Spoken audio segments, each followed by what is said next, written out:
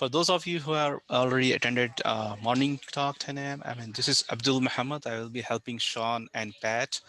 So Shawn is system engineer and customer evangelist at Forescout. Shawn is an accomplished and well-respected public speaker and system engineer. His strong mix of technical acumen, architectural experience, and sales savvy have established Shawn as a trusted advisor to each of the customer he's worked with, with over his almost 20-year career experience. His background includes cybersecurity, biometrics, identity management, IT operations, service management, and IT risk management. Uh, Today's talk is on a fireside chart with successful story of visibility, compliance, and control presented by Shawn Taylor and Pat Patterson. And I will let Pat Patterson to introduce himself. I will Hi. hand it over to you guys. Thank you. Good morning. Happy Friday, everybody. Pat Patterson. I'm with Optiv. We'll talk about Optiv here in a second. I've been working in information security for about 20 years, 10 of those as a consultant doing implementations and integrations, including being Forescout certified and working on a number of those projects. So happy to be here. Awesome. Thank you, Abdul. Thanks, Pat. So Pat and I are going to chat with you guys today. We've got some, we're going to go through a very brief bit of an overview of who Forescout is and why should you care. And then Pat will talk a bit about Optiv, and we're going to spend some time having a discussion around some success stories of the Forescout visibility and control platform. We will certainly open the dialogue up. So Ben, Cheryl, Emily, Jason, Micah, Chuck, certainly welcome questions via the chat window, but really wanted to provide an overview of the capabilities and how Optiv is ultimately enabled to deploy these capabilities in support of you guys and your missions. So who is Forescout? Forescout is a device visibility and control platform that is responsible for helping provide active defense for the enterprise of things, right? So what the heck does all that mean? You've got a multitude of devices in your environments today. Everything from traditional IT devices, computers, and those kinds of things, all the way up through to IoT devices and a multitude of even varying types of IoT devices, IP cameras and badge readers and printers and VoIP phones and sensors and smart building control systems and HVAC controllers and so on and so forth. Ultimately, all of those devices are connected to the network. They're all connected to IP-based networks. They're consuming an IP. They are sending bits and bytes across the wire in the traditional IT and IoT sense, and then even in the operational technology space, ensuring that you've got complete control and complete visibility across the entirety of your OT landscape as well. Everything from your ICS and your SCADA devices, your programmable logic controllers and so forth. So ultimately what Forescout does is continuously discover, classify, and assess the risk of every connected thing on your network. So the lower left-hand corner, the iSight and iInspect provide that complete footprint of visibility. Once we've identified and classified all of those devices, we provide you the ability to understand from a segmentation perspective who's talking to who, right? So we bucketize these devices using the first set of capabilities, and then we start to connect the dots between who is truly talking to who from a device and from a device type perspective using iSegment. And then ultimately on the right-hand side, we need to be able to enforce, we need to be able to remediate and isolate devices. We leverage an iControl capability to perform that. And then we have iExtend. And I think some of the use cases that Pat is going to talk to throughout the session this morning is really going to talk about the leveraging of those integrations, right? iExtend it provides for a set of integrations across an ecosystem of partners, Forescouts and Optivs collectively, that allows for that integration, that bidirectional sharing of information from Forescout to those systems, and then from those systems into Forescout to be able to leverage that data as part of policy execution.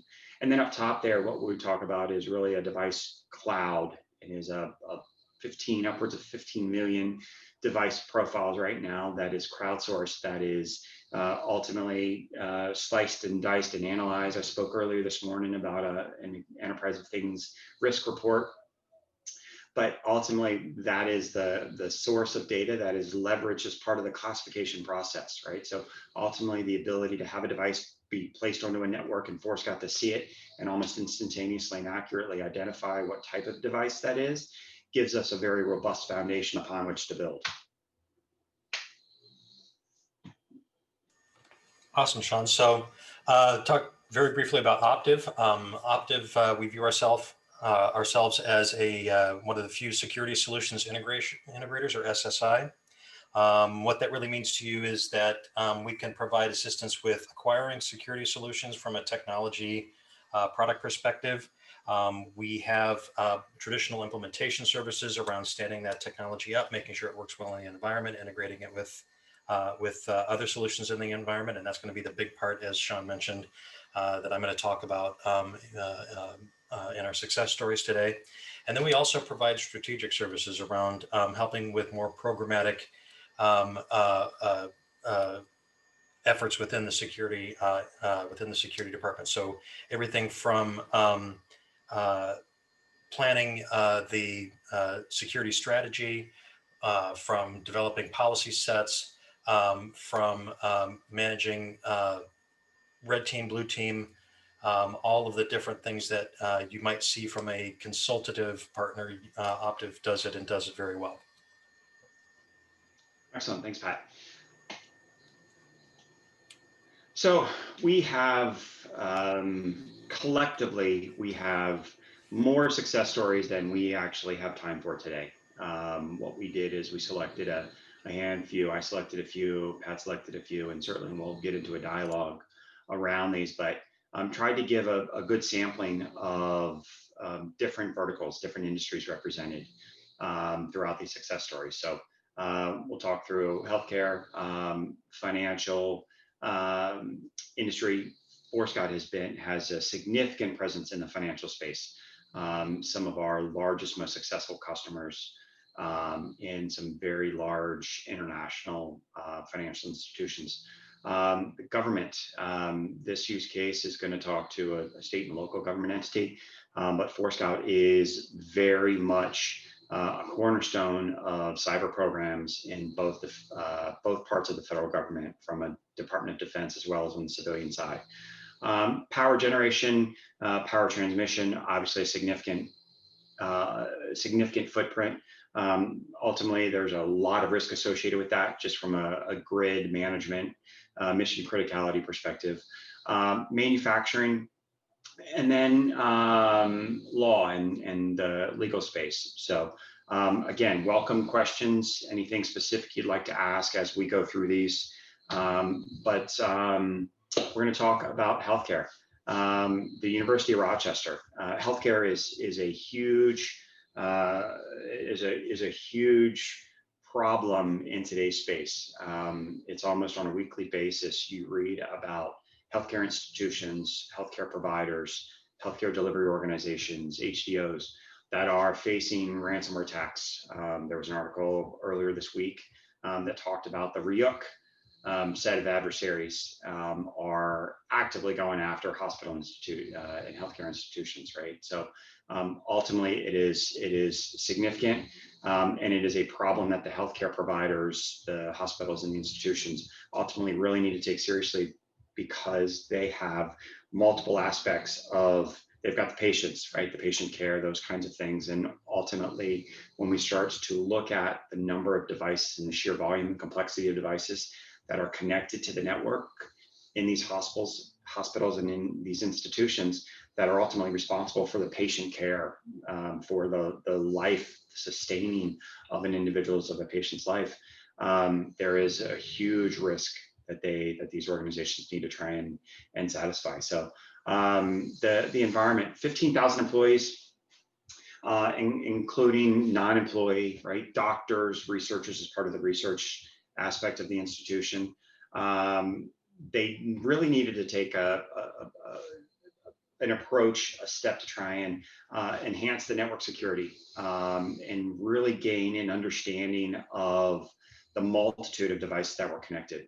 And then sort of take that, the aggregation of that data and establish a mechanism to identify what types of devices, right? So when we look down at the lower right-hand corner of the use cases, right, first and foremost is device visibility for them.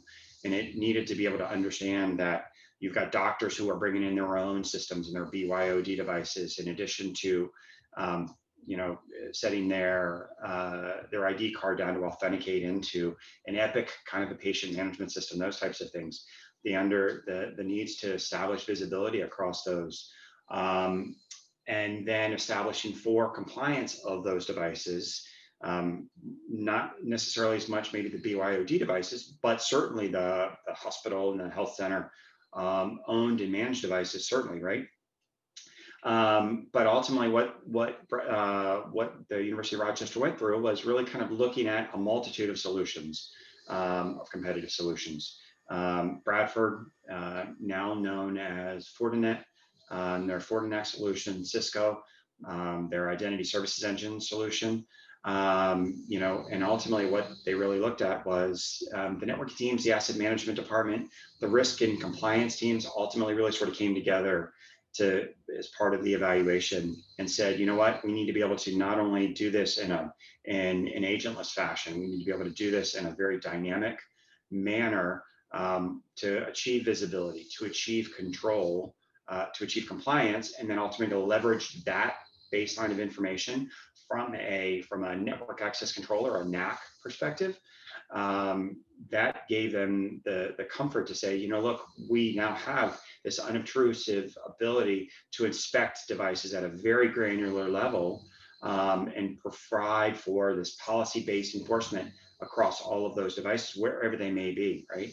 And then that continuous monitoring provided them, again, what they needed to respond to incidents, right, in a very rapid fashion, intelligently. So, you know, I think when we look at, again, the complexity of a healthcare environment, first and foremost, understanding the devices as they exist on the network, being able to establish that visibility, the compliance of the devices that are there, provide for the authorization or denial of access from a NAC perspective, and then being able to kick off remediations and response actions as needed was really key, right? So this is I think this is one of those templates types of a use cases for healthcare organizations.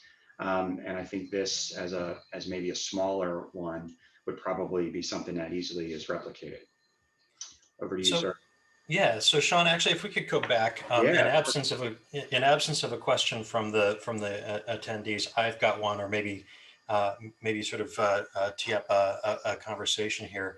Healthcare is always interesting to me because of the variety of devices, not necessarily traditional compute devices or even BYOD devices, but also a lot of the healthcare devices are getting smarter.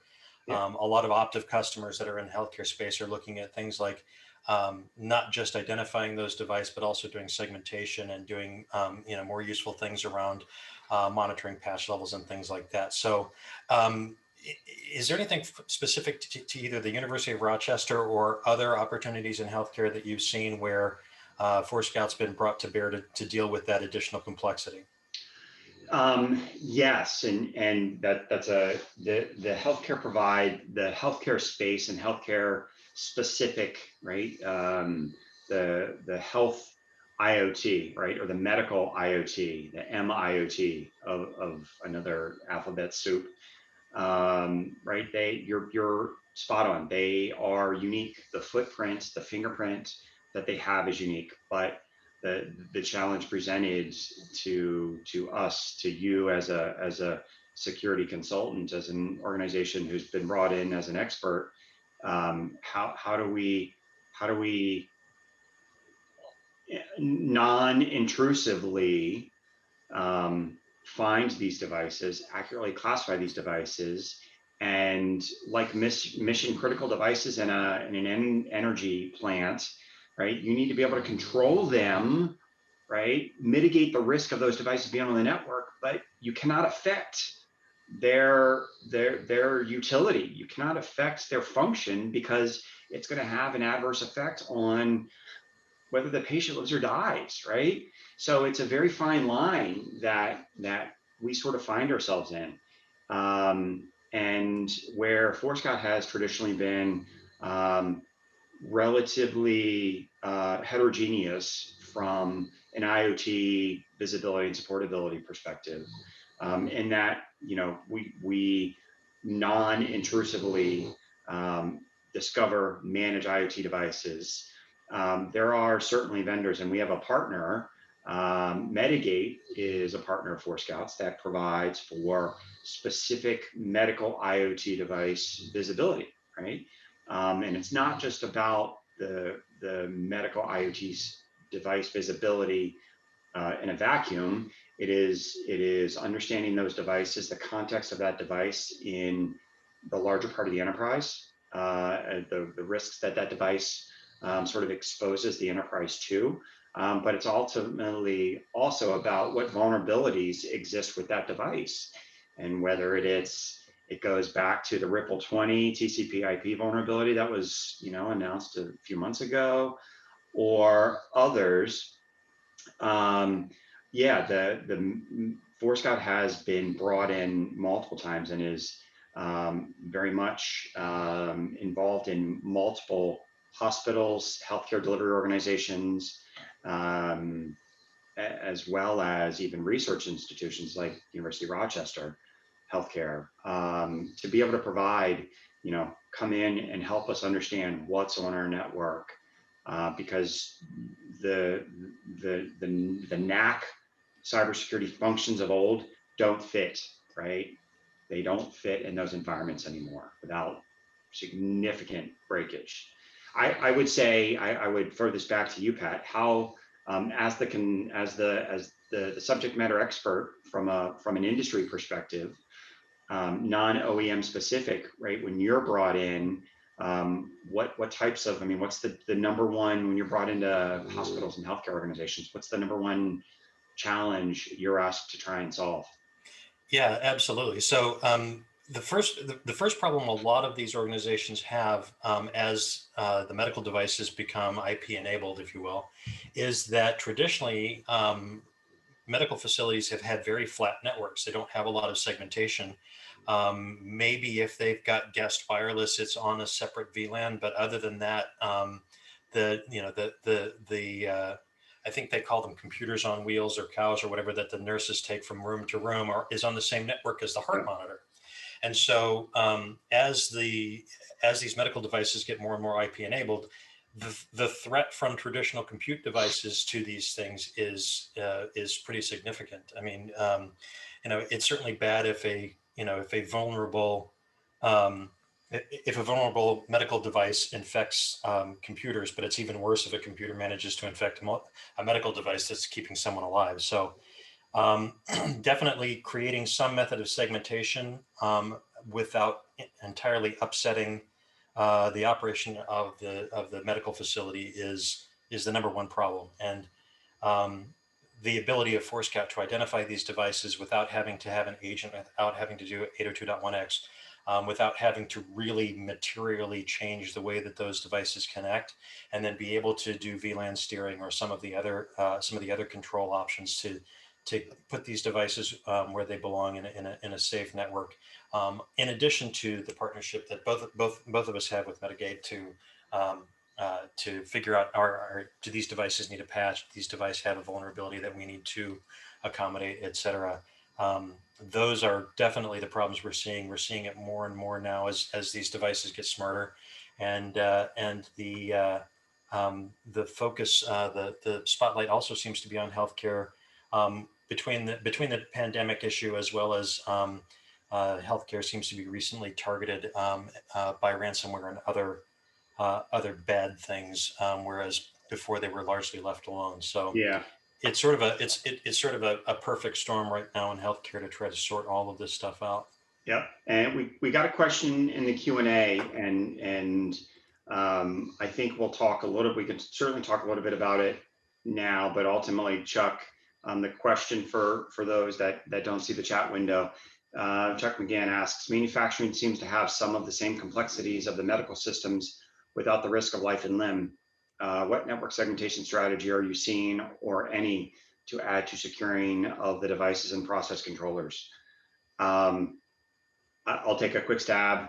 Pat, you come in and bring us home, and then we'll move on to the next next use case. But Chuck, I've seen firsthand in a Fortune 500 manufacturing organization the fact that there is very much a the need very much exists to understand what that combined commingled footprint of IT, manufacturing IoT, and legacy OT, how it all sort of comes together. And when you start to visualize, um, we brought in, for example, iSegment, which overlays those communications that I talked about earlier from those various device types in those groups.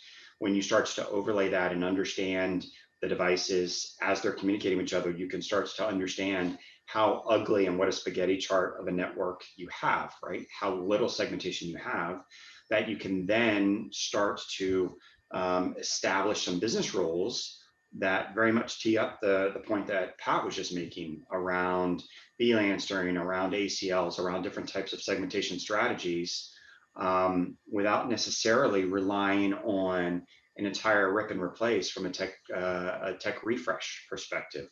Pat, would you like to add to that? Yeah, so absolutely.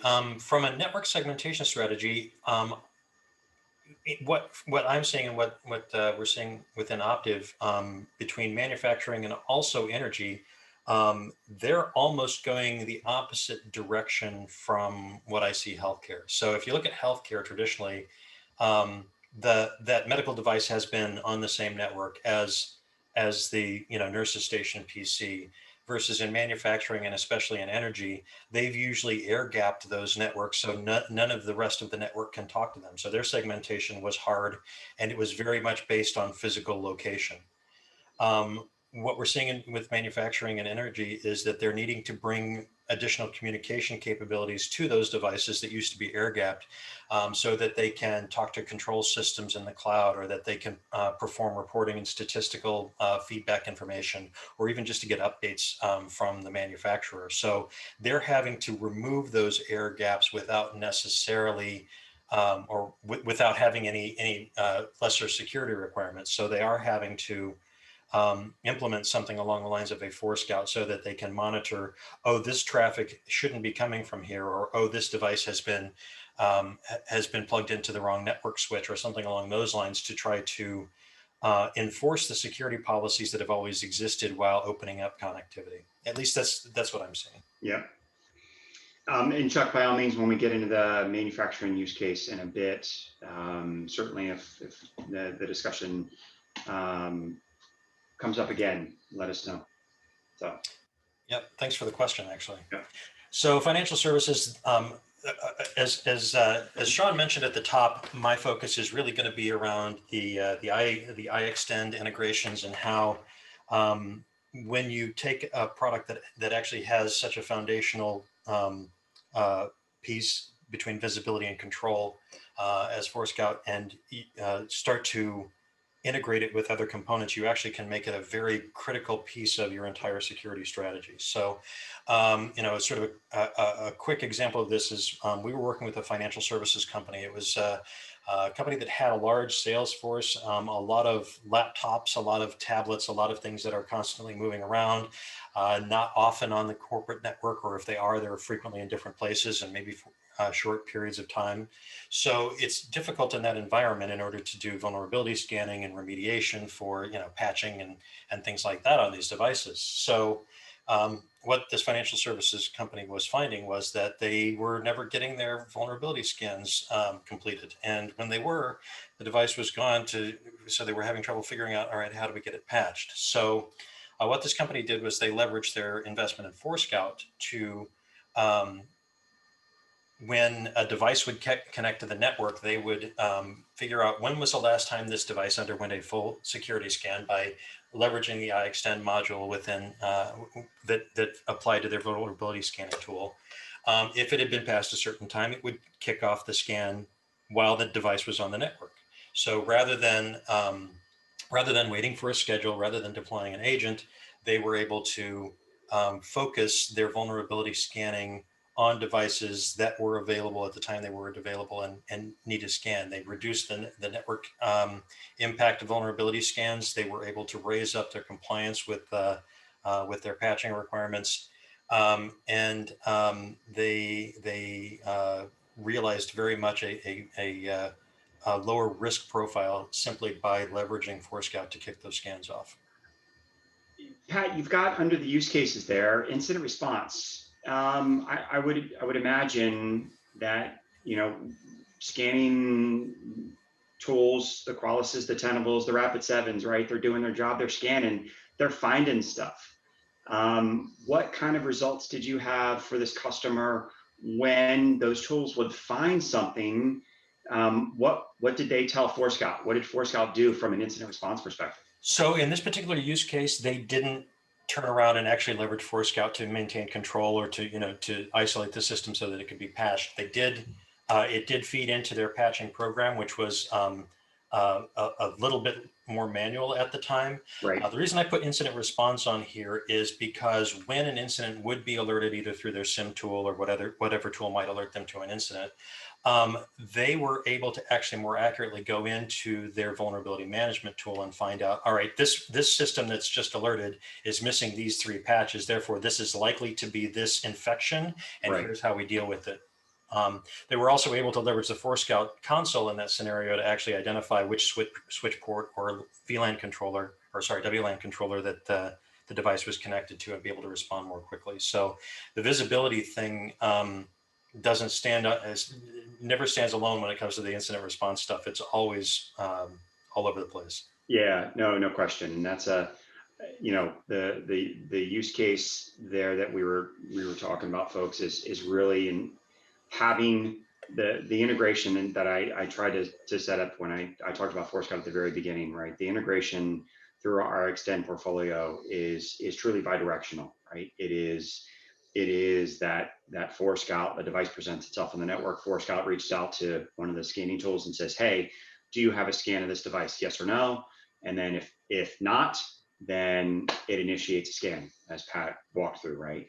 But on that converse, on that inbound side, those results, some of those can be Cat 1 vulnerabilities. Some of those can be incredibly risky for the enterprise, and the need to be able to take action on that in some way, shape, or form, mitigate that risk. And whether it is just send stuff over to Splunk, to a SIM, open a service desk ticket, or in the most risky of cases, if you will, isolate the device, right? Execute a script, do something in a very rapid fashion to try and isolate that risk and mitigate the existence of that device being on the network. I think this is, Chuck, Pat, I would be interested to hear. This is one of, I think, probably the biggest, on one hand, one of the biggest use cases for us. But oftentimes, because most organizations, vulnerability management programs are so immature, they're not necessarily able to take advantage of that integration. What have you found? Yeah, so you're absolutely right. This use case, I think, is extremely impactful, and I think that we do run across it often enough. But to your point, closing the loop, as you just described, where a device that is in the middle of an incident then is automatically isolated or steered to a remediation VLAN or something useful like that, is a step that only probably the most mature of our customers do. But pieces and the reason that I sort of wanted to include this particular use case is that as our clients find more of these integrations with internal with other existing security tools and leverage them for one or two pieces of that functionality, typically after they've gotten their feet wet and they figure out exactly how much value that integration is bringing, they have a tendency to more fully utilize it and look for other ways. So as we get further, I'll talk about one of those customers that has integrated in multiple directions with a particular tool that they're able to actually not just reduce their risk profile, but react more quickly to incidents. Good. Okay, thanks. State of Utah. This is one that is very near and dear to my heart. Having spent most of my time at Forescout supporting SLED customers, but even more so the prior 12 years of starting at Forescout, I did IT operations management, IT service management stuff. So this, the problems the state of Utah was trying to solve, the problems that we helped them solve, ultimately are near and dear. So they had a data breach a number of years ago that affected their ability, their Medicaid server, right? So from a state and local government perspective, healthcare, Medicaid agencies, health and human services agencies for states ultimately provide systems to determine eligibility for benefits under Medicaid. They need to communicate with Centers for CMS, Centers for Medicaid, Medicare Services up in Baltimore, Maryland, right? They need to be able to communicate, exchange information, all of that kind of stuff. Well, ultimately, following that data breach, right, there were audits that came down from on high from the federal government for a while, right, that ultimately really sort of established the fact that the state of Utah, the Department of Technology Services, lacked visibility across the enterprise to gather accurate real-time information. And they happened to get breached, but I will tell you that many customers and certainly governmental entities had the same problem, have not fixed the problem. So, the environment's sizable, 60,000 devices across the wired and wireless campus environment in the state of Utah, including 25 different state agencies, right? So ultimately, the problem that this lack of visibility provided is that their CMDB, their ServiceNow instance, did not have accurate, complete information in it, right? They weren't audit ready. They were not able to substantiate data when the federal government would call an audit, right? So ultimately, that first use case that is foundational, really sort of across the board for every one of the use cases is device visibility, but asset management, right? So if we imagine gaining visibility and insight into all of the devices that are on the network, but not just keeping them in a vacuum inside of Forescout, we serve them up to ServiceNow and we say, here is the latest and greatest set of data regarding the entire connected set of things on the state of Utah network.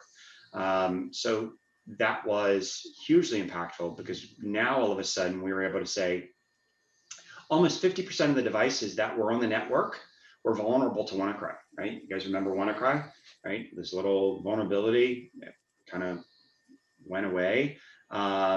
That was something that we were able to leverage one of our security policy templates to identify those devices and then triggered an automated remediation through the process that Pat just alluded to earlier with the patching of those systems and the reconfiguration of those systems. A third of the devices had peer-to-peer applications, right? And think about what peer-to-peer does is it literally establishes a network-based connection from your system to another system, right? It opens up the kimono and says, here, come on in. That is hugely risky when there's not a control associated with that, right? So there were additionally rogue and unauthorized devices on the network, right? Rogue computing devices, but even maybe more importantly, rogue access points, right? Consumer grade access points, the Netgears and the Linksys that you pick up from Best Buy or Office Depot or Amazon, you get them connected to the network. And if they're not configured properly, which most times they're not going to be, if you just plug them in, all of a sudden you've got an open gateway into the network, right? Because by default, they're going to get set up to open and expose and allow users to come in, connect to them. And then all of a sudden you've got this rogue shadow IT occurring in your network where you've got open doors and access, right? there was, we talked about the segmentation, earlier, but the last bullet down there on the benefits, the impact is big because it gave the ability to understand who was talking to who across the state, and really provided for that there were violations occurring between agencies that, the moment 15 minutes after getting deployment, we saw these violations occur, right? That they had thought they had control over from a segmentation perspective. We're able to identify those and then take the appropriate actions from a NAC perspective, from a network access control perspective, to be able to address those in a response perspective. So huge props to the state of Utah, to the CIO, Mike Hussey out there. That's a significant use case and a really big a big win for Forescout, and really that integration from an asset management perspective. Yeah, so you stole a little bit of my thunder on the ServiceNow piece, but we'll get to that when we get there.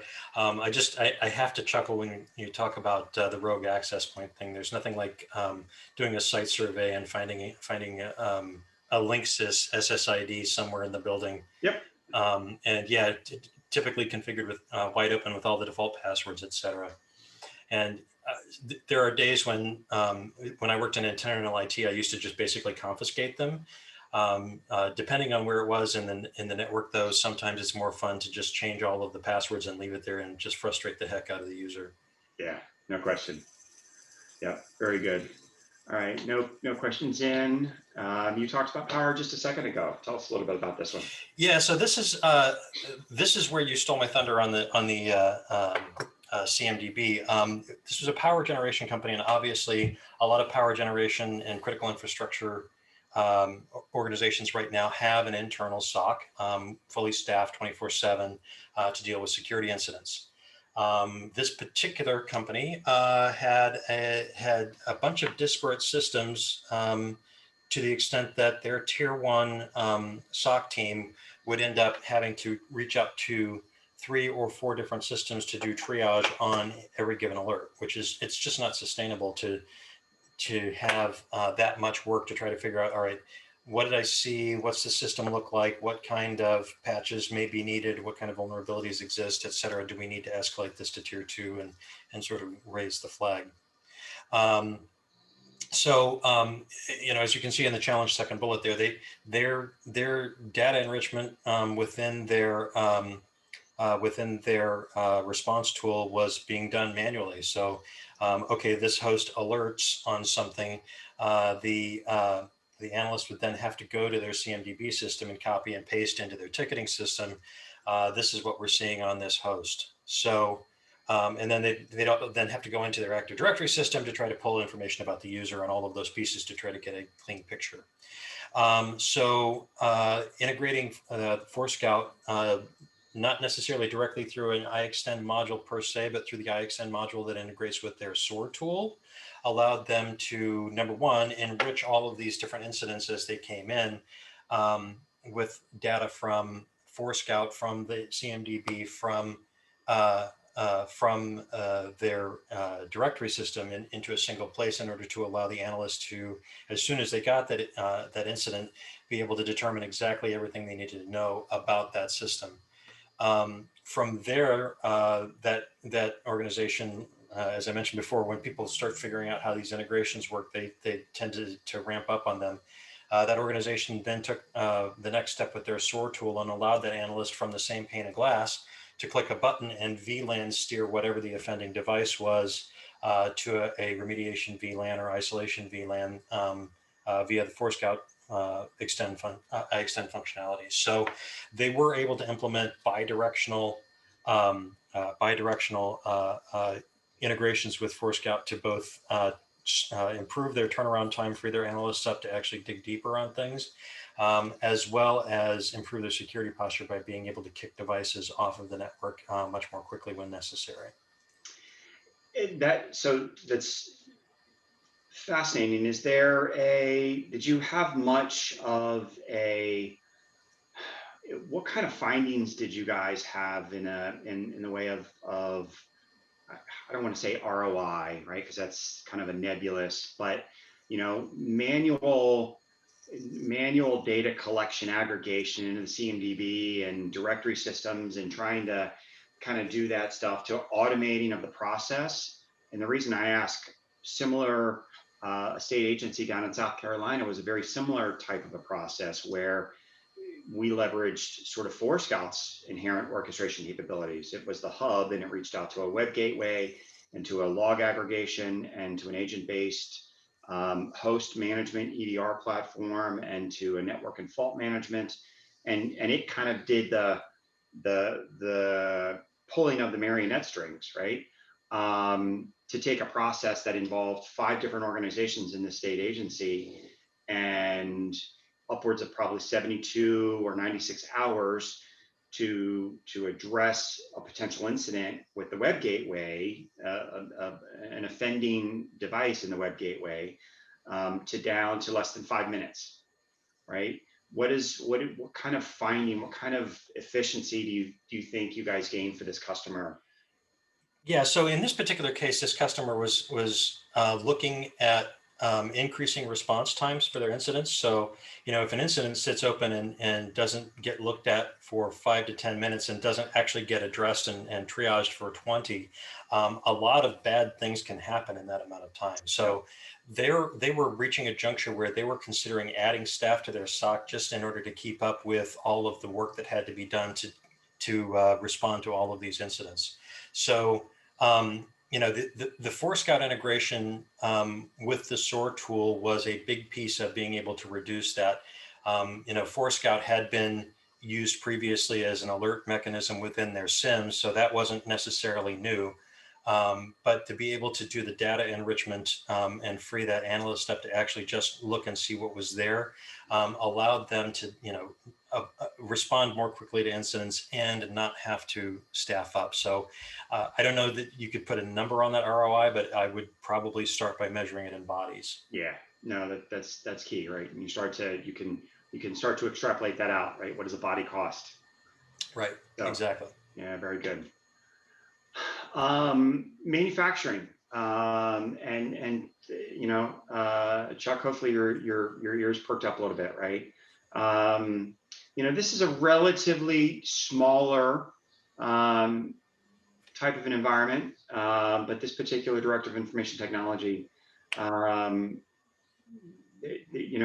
what in his the first line there, machine manufacturers understand the need for device security as there are no longer air gaps in production networks, right? And what we've found is that over the last X number of years, the influx of next gen firewalls into the network, into the environment has done away, quite frankly, with really the air gapping mechanism, like the truly physical.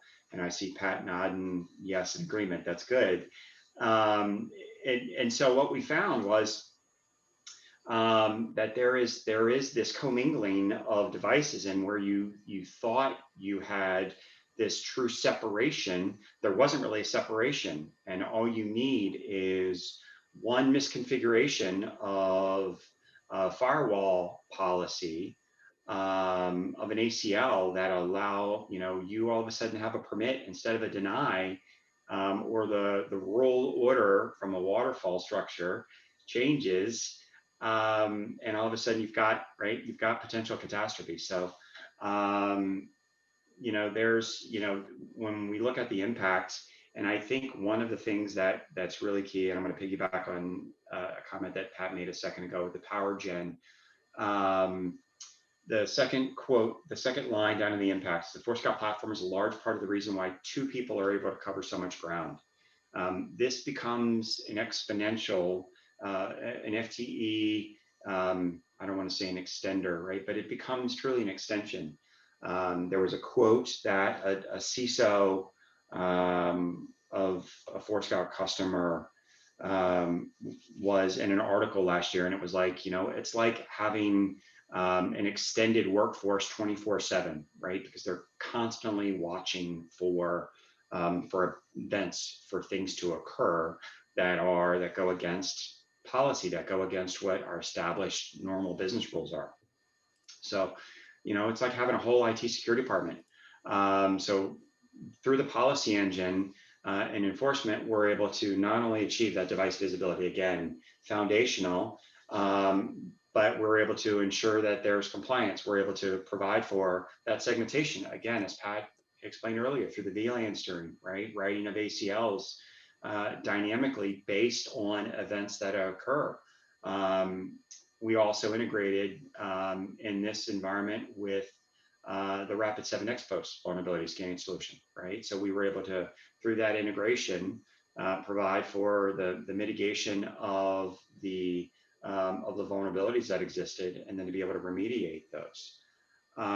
Chuck threw up a question. With the limitations on some SCADA equipment, we focused on network-based security, as endpoint security was not possible. Next-gen firewalls are new to that party, so work understanding is ongoing, but with challenges.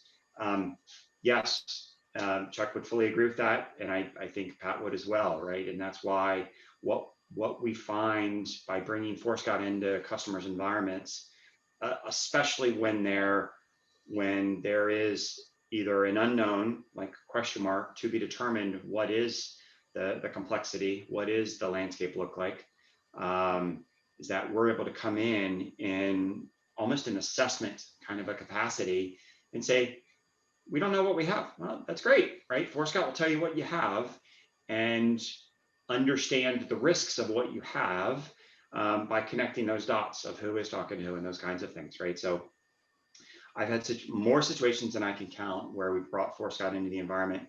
We got it deployed and provided almost instantaneous visibility around the devices, the landscape, the risks of those devices, the compliance or lack thereof, but even more so, the lack of segmentation, right? Truly an ugly spaghetti chart of network communications that are going on. That kind of give you some ammunition that the cyber workforce and the management can sort of take up the management chain and ultimately to the board to say, look, we've got to make investments in these areas because of the legacy environment that has been bolted onto over the years. Pat, anything? Yeah, no, I would definitely agree with that. I would say that the thing that Chuck's comment triggered for me, and I hate to use the word triggered, but evoked in me, is the fact that a lot of the traditional implementations of SCADA were, again, on air gap networks. And as those air gaps are being taken down because those devices need to talk outside the organization, or at least outside that air gap network, we're actually seeing what I like to call stupid user tricks, where a user will say, well, now that this network jack in the control environment is actually internet enabled, I'll go ahead and plug my laptop into it for a bit, which introduces a whole host of security concerns, vulnerabilities, et cetera. So even something as simple as being able to identify that, oh, this is a traditional Windows device that just plugged in, and be able to do something useful with that within the SCADA environment, even as we're being careful not to touch the manufacturing equipment, is a use case that we're seeing more and more of. So not just the very important work of making sure that all of those manufacturing devices are patched and not vulnerable, and doing talking to where they're supposed to be talking and doing the right things, but also making sure that the devices connected to that network are the ones that are supposed to be. And Chuck brought up a follow-on question. Have you experienced any scaling issues of Forescout in large-scale environments? I can say with very matter-of-factly and definitively no. I have not seen an environment where we have not been able to. We've got a very scalable architecture. I will give you one evaluation, one quick POC type of a scenario, and then I'll let Pat sort of address. But did a pilot for a large school system in the state of Florida. I deployed 3 Forescout appliances to to manage the environment, one enterprise manager or above to aggregate everything up. And over the course of 5 hours, I was able to discover 2,500 switches, managing those switches, and 211 devices connected into that infrastructure in 5 hours. And that was a very underpowered, and it was an evaluation, right? So no, we are deployed across the entirety of the federal government. Our largest deployment, our largest single deployment is around 2 million or so endpoints for a civilian agency. So no, I have not witnessed any scaling issues as long as the architecture is sound and distributed appropriately. Pat, any comments? Yeah, no, so I'll be quick and just add that the architecture is actually very flexible to deal with not just scaling. It's can be almost magical when it comes to scaling, but also to deal with or high latency links and remote offices, as well as being able to manage and control devices in far-flung places.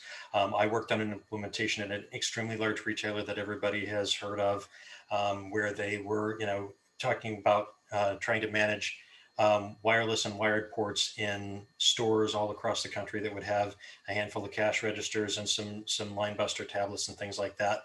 And the proper architecture of Forescout didn't break a sweat. Excellent.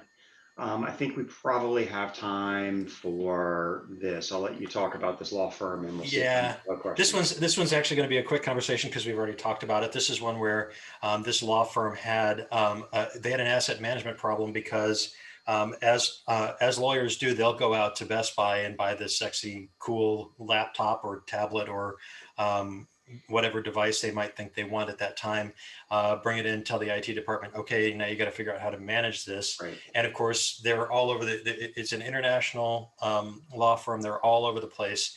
And so the ability to identify those devices, get them into their CMDB, it was a ServiceNow CMDB, get them into their CMDB, which then translated in their ability to start doing vulnerability management, et cetera, provided the compliance that they needed to continue to do business.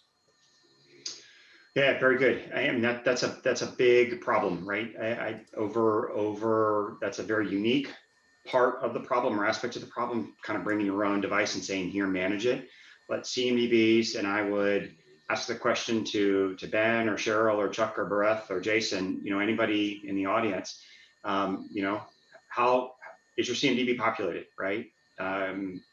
Very few people can actually raise their hand with confidence that your CMDB is populated. So, this was a unique one with kind of the bring your own and then manage it in the CMDB kind of thing, but definitely a problem. So, look, that was it. We've got a few minutes to spare. Chuck, you've been the only one. You've been monopolizing the questions today. So if there was an award, you would certainly get it. But anybody else have questions, thoughts, comments on the use cases? All right, we have another 6 minutes. Any questions?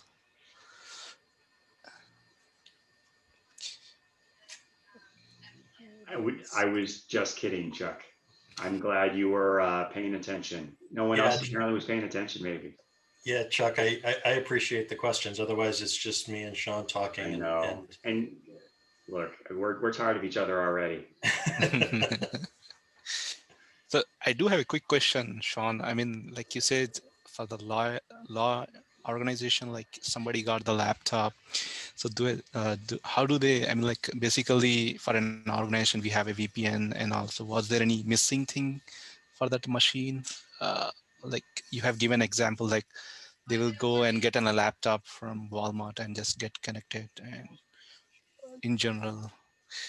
Yeah, so I'll go ahead and field that one, Shawn. So in the case of this law firm, what they were used to doing is bringing the laptop in and just start using it without any controls on it whatsoever. With the addition of Forescout, we were able to then take that laptop, put it into a remediation VLAN where the local tech could lay hands on it, add it to the domain, put the antivirus on it, do things like that. In some offices or with some partners, because partners are going to be partners, they didn't even want that necessarily. So we were able to create a second VLAN to steer those devices specifically there, so those partners could only get to the devices or to the servers, printers and so on that they actually needed to get. And in some cases, they use the secure connector, which is, you know, lightweight and disposable. They could load that secure connector up on the system on the fly so that they could get access to what they needed after they after the partner connected. So we actually deployed several solutions to that based on what the partner or attorney's preference was. It's, you know, it's just one of those things where especially with international law, it's difficult to force the attorneys to play by the IT rules. So Forescout allowed them to be very accommodating. Very excellent. Thank you. Chuck had one more question. What type of controls to network entry exists to prevent any connection without authorization? We used to use the device certificates, no cert, no network recognition. Let me jump in really quick, Pat, and then we'll let you put a pretty bow on it. I think one of the things, Chuck, that's really unique to Forescout as it relates to specifically the network access control use case is the fact that we don't prescribe any one mechanism. So what you're talking about is specifically known as a pre-connect network access control mechanism, right? There's pre-connect and there's post-connect. Pre-connect says, you know what, you've got to be granted access, right? Starting to kind of get you into that zero trust type of an architecture. And you use via certificates, you use what is known as an 802.1x radius-based authentication, which is it's a protocol that operates below the IP layer, right? So that says, you know, I've got a physical connection, let me connect. And before your system gets an IP address, you've got to authenticate. You've got to verify the integrity of that system on the network. So you'd pass a certificate. The certificate would be checked. Is it valid? Yes. Or there could be a username and password, which is a simpler. But there's still problems with that because all of your access layer infrastructure needs to be configured to do that challenge to say, Chuck McGann's system, I need to verify the integrity of you before I'm going to give you an IP address or before I'm even going to let you request an IP address. So those certificates, that mechanism, that .1x mechanism is certainly something that Forescout supports. But we also say, you know what, via the VLAN steering that Pat talked through earlier, you know, we can have a staging or an entry-level VLAN, right? A landing page VLAN with limited access. Maybe it's just an IP scope, a domain. Forescout sees the device, it's limited access. You don't have enterprise-wide resources, right? It's easier because that's done at the network layer. You don't necessarily have to configure the entire .1x infrastructure to support that. Devices get onboarded, they land there, Forescout sees them, authenticates them, domain member, compliant. Let me then route you to the production VLAN or drop maybe the pre-connect ACL. So now you're granted regular domain access, right? So multiple mechanisms to kind of achieve the same end result. Yeah, so I'll be super quick. I think that the 802.1x approach to authentication is something that's handled by every NAC solution. I think what makes Forescout unique is the ability to perform the same effective experience without a requiring 802.1x. So the way that I express this usually is sort of a fail open or fail close model.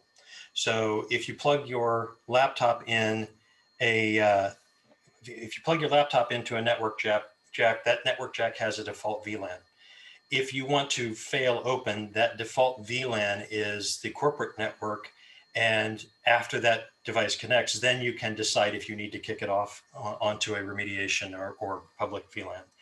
The fail closed is that network jack is configured to be on the public VLAN or the remediation VLAN by default.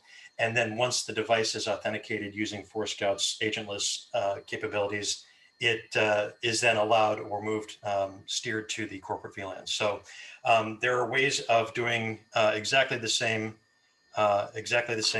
thing without agents.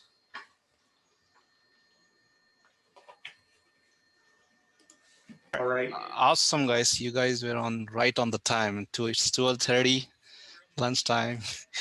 Yep. Awesome. Thank you so much, Shawn and Pat. This was a wonderful talk. We have got a lot of knowledge and information from this talk. Any questions last minute? All right. No talk, no question, I guess. Thank you Very so much, good. guys. Thanks for joining the Thank you. talk. Thanks, Appreciate guys. it. Have a Bye. great Thanks, weekend. Phil. Have a Bye, everyone.